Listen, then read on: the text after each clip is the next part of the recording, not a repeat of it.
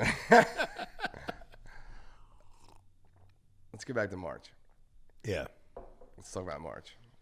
So what I recall of it was starting to hear rumblings in February, right, about this new virus and what was going to happen. And there was all these conspiracy theorists that were out there jumping on this. There were people that were fear-mongering. There were people that were blowing it off. But it started to get more and more real. I remember when I was like, God damn, this is real, was Trump coming on national television and shutting down the flights from China. Europe. Yep. And China, Europe, yep. yeah. Then the NBA canceled their games that night. And then it was like, okay, wow, this is a big deal. And really up until that point, and maybe even a few weeks after that, still thinking that this industry is invincible. Right. You know what I mean? Like, this is one of those industries where you're thinking, like, always been told, even during bad economies, it's strong. Recession-proof. Yeah. But, when there's a recession, people tend to drink, and they tend to go towards that, whether it's healthy or not, just how it happened. And it was always the invincible industry. And now, not so much. I remember talking to you and other bar owners about, what was coming down the pike. And it was like, 2 weeks, blah, blah, blah, blah, blah. And here we are. What is this, 10 months? Yeah. No. Yeah, 10 months. Yeah, 10 months. January's 10. Yeah. January 15th will be 10 months. Question for you. If you had known in March that this was going to be like this in late December, or January now, I should say, what would you have done differently? What moves would you have made? Yeah, if you had known. Say you had 2 weeks notice. Tough question, right? Yeah, when it comes to following the rules, there's nothing you could do. Right. We've all had scenarios where, you're socially distanced, everything's going fine. You might not be at the bar, and all of a sudden you look at the cameras and there's way too many people there. Sure. And your bar staff is focused on serving and doing what they're doing. And because we're a local bar, we're not a restaurant. We don't have a hostess that can manage that, And I think that's why this whole one-size-fits-all thing is no good. Sure. It certainly doesn't work for the small, medium-sized local pub. Because most of those ones that are the models like ours, where like you're saying the neighborhood and local pub, there's not a floor manager. No, Usually, exactly. Your bartender's managing, or somebody might check in, from time to time to see what's going on. Like you're looking at the cameras. Maybe you have a manager that oversees your places that's looking at cameras, that type of thing. But there's, like you're saying, it's a great point. There's not. It's not like a restaurant where there's a bureaucratic chain of command that's going on. The top dog makes a decision. That decision's made by the person that's working behind the bar that night. Right. And yep. And that's our model. That's not everybody, sure. right? So I don't think. To answer your question, I don't think. I think so. So what happens is we've gotten caught where we broke some rules from time to time, right? Sure. It happens to everybody. It happens every night, everywhere. It is what it is, right? It's going to. If you're busy, then it gets to a point where even if you're stopping people from coming in, they're queuing up in the entryway, the foyer, the whatever, right? And now you have to deal with that. So I think there's it gets down to how blatant you will choose to not follow the rules. And then if you would have done things differently, I feel like back then, if we knew we were going to be shut down for 3 months and not 2 weeks, would I have opened one day a week for private groups or whatever? I don't know. I probably wouldn't, because I was scared, too. I was fearful for getting COVID and dying, because at the time that's what was happening. But following the numbers and, percentages being 2% or less, or sometimes over 2, depending on who you ask, or if you take the whole world into consideration versus states or whatever. I think it got less scary pretty quickly. We reopened with the restrictions. That sucked. I think we all did our best to, follow those restrictions. I think, I always think about opportunity, like with the SBA and PPP in that area. And I don't think there's anything you could have done different. We're in round 2 of PPP, now, and there's nothing we could have done different in the past year, because likely you're going to use your salary from or your payroll records from 2019, because they're going to be bigger. They're going to be higher. Sure. So that's in the new regulations for PPP round 2. That's one of the things that is going to be important. they give you the option to use 2020 or 2019. So you're going to use 2019 because you had a full staff and your business was booming, right? So, I think there's nothing I feel like we could do there. So then it gets into, as I made some investments. I made with the parking lot at our our primary location, Marty McGee's. We made some investments. So I wondered, would I've made different investments because you have the time. I mean, we did a concrete parking lot that was 210 yards of concrete.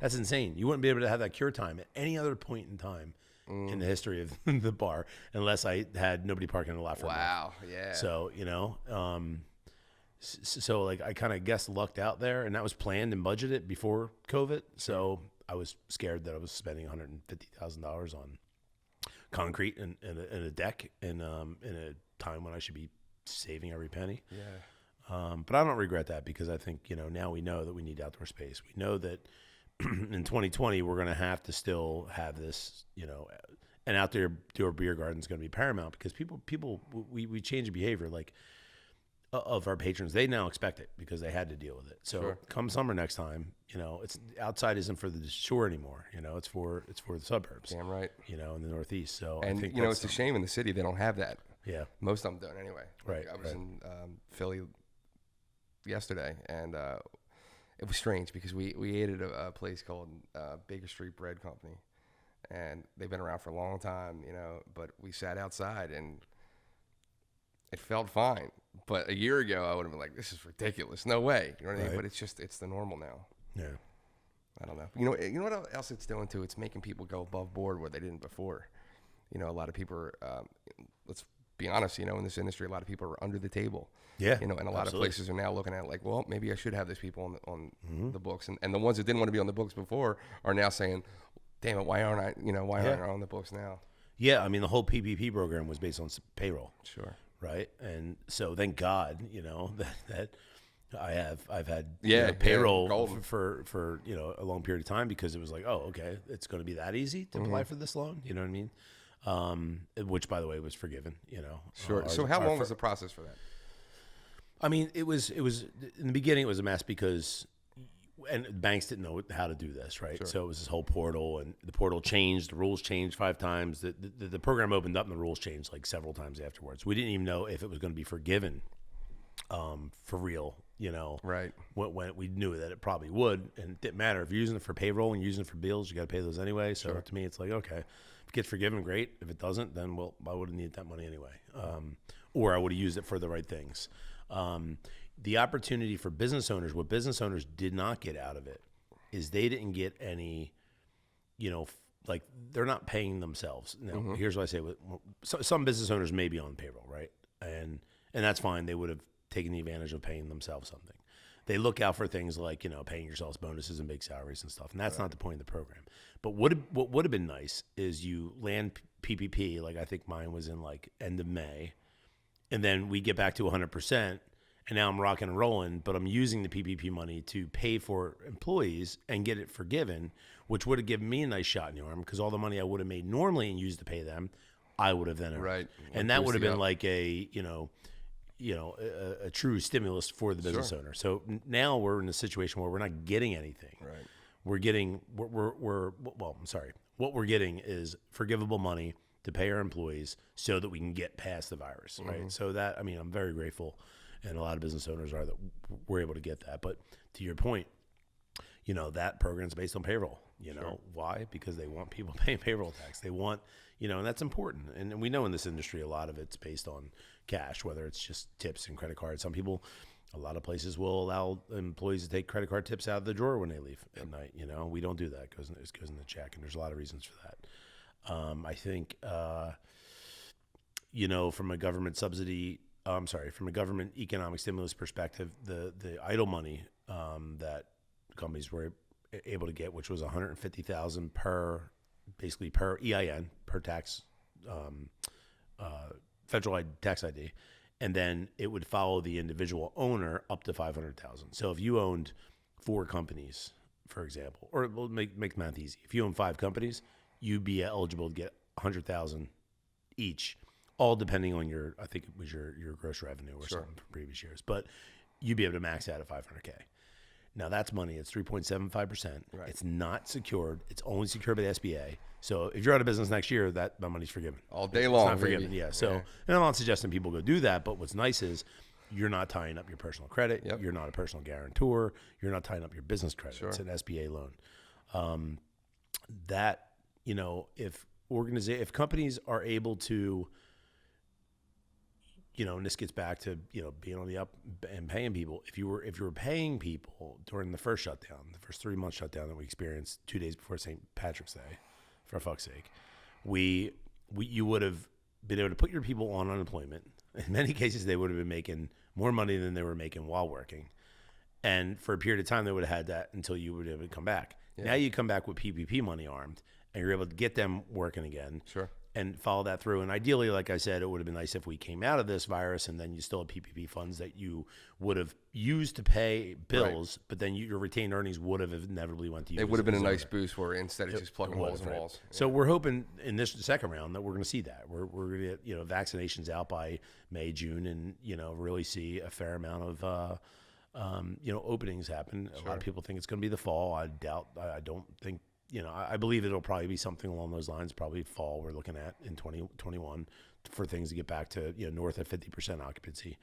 And that's a long run, but, sure. Hopefully now business owners, bar and restaurant owners have, thought through it enough and have some kind of outdoor plan, because that's where you're going to get your occupancy, right? You can't create square footage inside the building, but you can create it outside the building. So I think it's interesting you brought up too that a lot of those employees are making more money on unemployment than they would have been while they were working, and it really affected, especially hospitality-based towns like Atlantic City. Right. Like they had a real tough time getting employees to come in. Sure.